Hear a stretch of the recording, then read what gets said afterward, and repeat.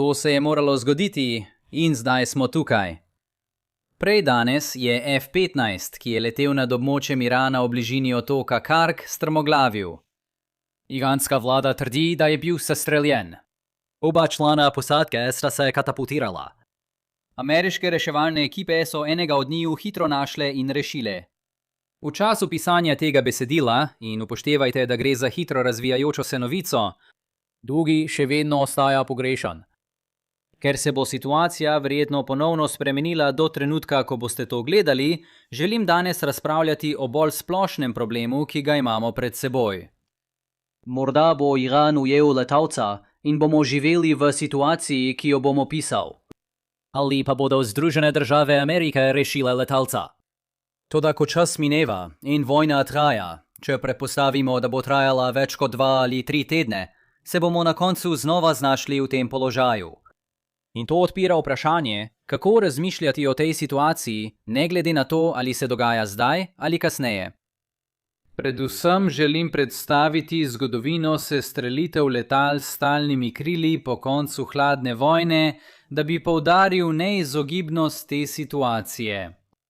Na to bomo raziskali politične posledice, če bi Iran zajel sestreljenega letalca. Nato se bomo posvetili temu, kako bi to lahko spremenilo ameriške bojne načrte, pri čemer bomo upoštevali širšo sliko, ki vključuje Kitajsko.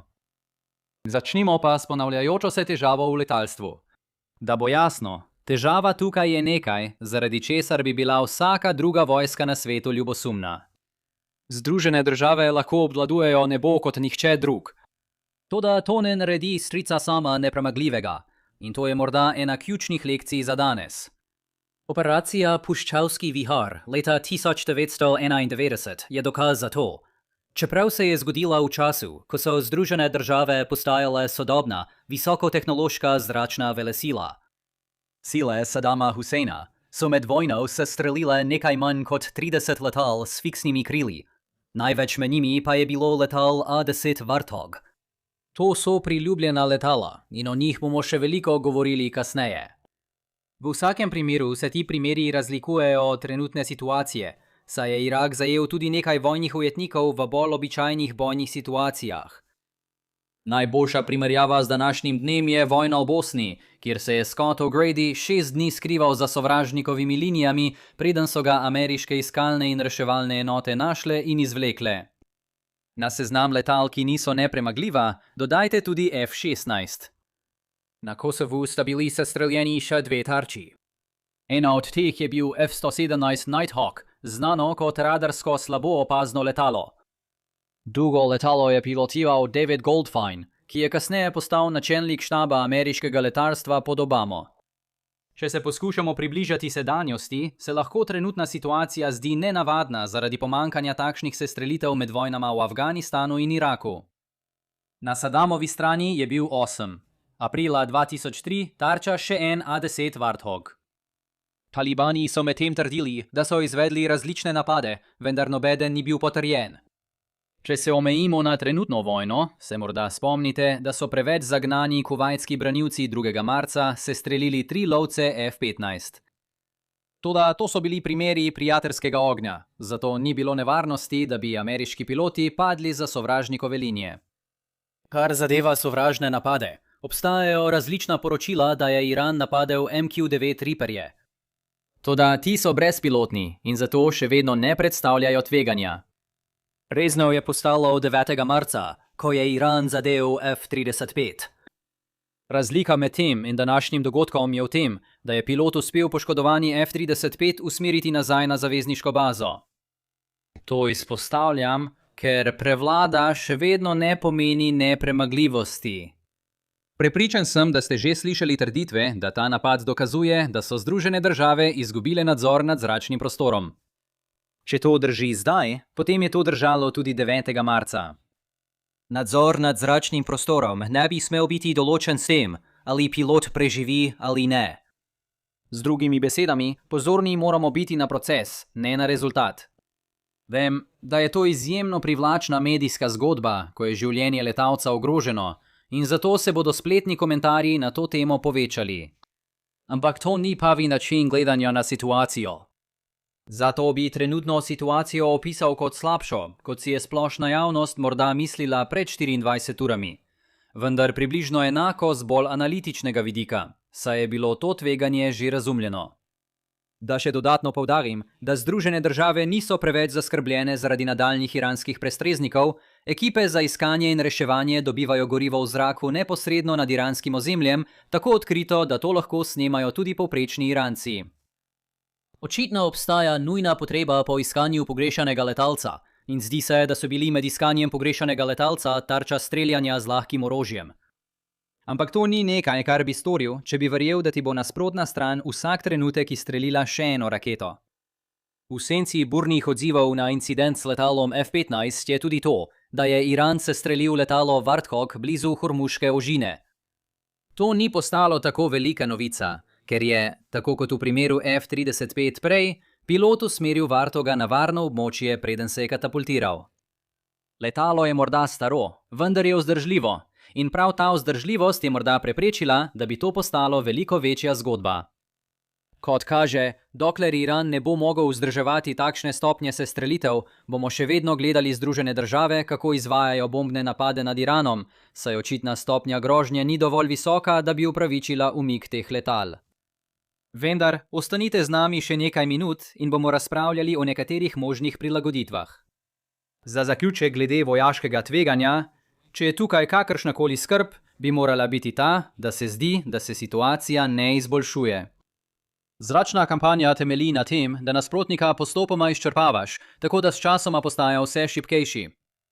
Danes smo prejeli nekaj podatkov v precej širšem kontekstu, vendar bi morala vztrajna iranska zmogljivost protizračne obrambe v Pentagonu vzbuditi vprašanja o poteku vojne. In k temu se bomo morali bolj resno vrniti čez kakšen teden, če bo na seznamu še nekaj sestrelitev. Večja skrb je politična posledica tega, kaj se zgodi, ko pilot pristane za sovražnikovimi linijami. To bi se lahko odvilo na več načinov, od katerih noben ni dober. Truplo umrlega pilota vlečejo po ulicah, ali pa preživeli pilot postane vojni ujetnik. V vsakem primeru se slike razširijo po družbenih omrežjih in to je za Združene države videti zelo slabo. Če se lahko vrnemo dobesedno na prvi dan vojne, sem rekel, če bo ta kampanja trajala dolgo časa, bo neizogibno kakšen Američan umrl. Ali bo to povzročilo, da bo javnost, ki je morda zmedena, zakaj smo sploh tam, obrnila proti vojni? Če se za trenutek vrnemo k Clintonu, ve, kakšne so posledice smrtnih žrtev v vojni z nejasnimi koristmi. In čeprav je misija v Iranu bolj jasna kot tista s padcem helikopterja Black Hawk v bitki za Mogadiš, bi to še vedno moralo vzbuditi nekaj skrbi v Beli hiši. Da, na mojem prejšnjem seznamu incidentov z letali s fiksnimi krili sem izpustil najbolj zaskrbljujočo vzporednico iz Somalije. Ker niso pomembne samo smrtne žrtve. Tovrstnih primerov smo že videli več kot ducat. Imamo slike njihovih krst prekritih z zastavo, ki se vračajo domov, a nič od tega ne spremeni ničesar. Pohabljeno telo, ki bi ga ameriška javnost videla. To bi bila morda druga zgodba. Vendar je Washington leta 2026 drugačen kot Washington leta 1993. Smo veliko bolj politično polarizirani. Odobravanje vojne strani demokratov se danes ne more bistveno spremeniti zaradi situacije, kot je Black Hawk Down, ker je že skoraj nič. Neodvisni volivci bodo verjetno bolj spremenili svoje mnenje. A največje vprašanje zame je, ali bomo videli množično zapuščanje Trumpa strani republikancev. Seveda je že izgubil skupino izolacionistov, Amerika na prvem mestu, ker se je le malo vpletel v Iran.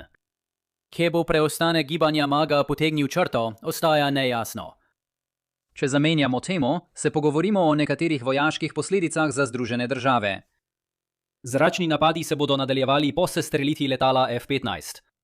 Vendar pa bo morda ponovno večji poudarek na iskanju iranskih protiletalskih sistemov. To bi odložilo nadaljnje napade na cilje, ki jih Pentagon vidi kot bolj dragocene. Naj vas spomnim, da je prvi učinek česa takega ta, da Združene države znižajo svoje zahteve v pogajanjih, Iran pa ta učinek popolnoma izniči, tako da za enak znesek zviša svoje zahteve. Kako počasnejši načrt vojne vpliva na pogajalska trenja, je pomembnejše vprašanje In odgovor se bo razlikoval glede na to, kaj menite, da je v ozadju vojne. Vidim, da so to lahko slabe novice. Še posebej, če ste v Evropi in si želite, da bi se Hormuška ožina ponovno odprla. Še gre za situacijo, v kateri se odpira okno priložnosti in je načrt Pentagona, da preprosto preide skozi seznam tarč, za katere ameriška obveščevalna služba meni, da so ključne za krepitev iranskih protestov, potem je končni učinek daljša vojna. Združene države bodo nadaljevale, dokler ta seznam ne bo izpolnjen, dodatna previdnost pa samo podaljšuje postopek. Ampak pogovorimo se o tem, kako izgledajo bolj drastične možnosti, če se situacija poslabša, bodi si politično zaradi krize, kot je Black Hawk Down, ali vojaško, zaradi več sestreljenih lovskih letal, ne da bi bili piloti ogroženi.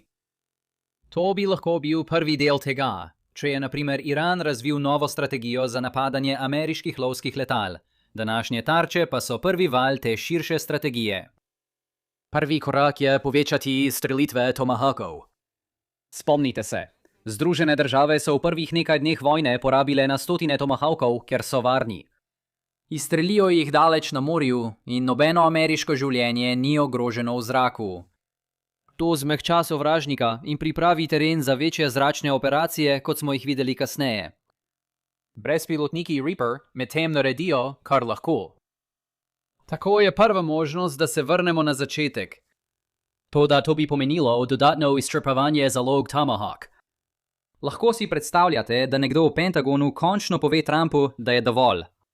Združene države tega procesa ne morejo nadaljevati, ne da bi zastavile položaj v Indo-Pacifiku. Čas je, da zapustimo Iran in se vrnemo na prejšnje stanje.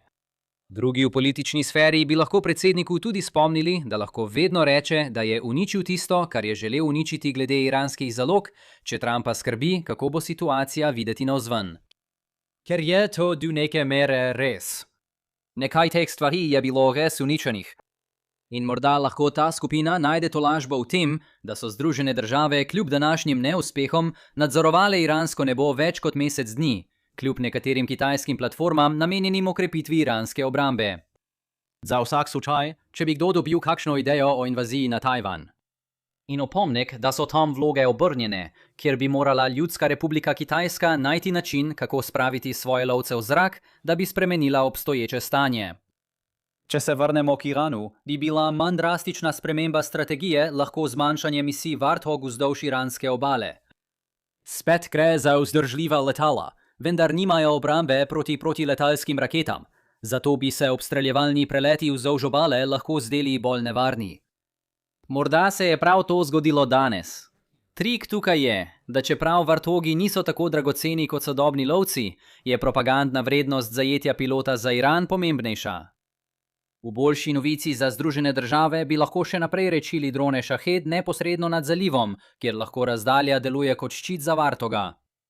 Vmesna možnost je, da ponovno premislijo, kateri lovci letijo nad Iranom. Da bi še dodatno poudarili, da so Združene države dobro vedele, da bi lahko bil F-15 zadet, je treba omeniti, da F-15 ni stealth letalo. F-35 pa je.